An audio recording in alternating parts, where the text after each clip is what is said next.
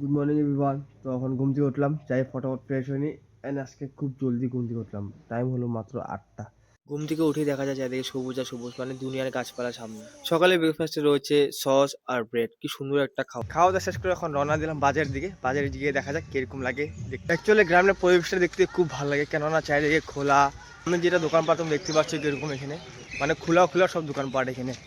বাজারে আসার পর দাদার দোকানে অল্প বসলাম, তারপর ফটাফট বেরিয়ে গেলাম।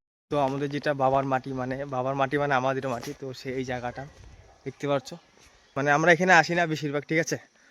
এমনি তো মোটামুটি সব ঠিক আছে। আজকে দেখতে পাচ্ছ তোমরা সুপারি বাগান, পুরোটা আমাদের, মানে এগুলো আর কি।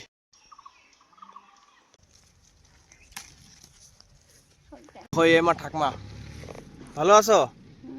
তোমার নামটা কি কত তো একবার, তোর নামটা একবার কও। আলোচনা আলোচনা। আলোচনা মন্ডল। তো এই আমার একটা নিজের ঠাকমা আছে আর কি, না ঠাকমা? হ্যাঁ।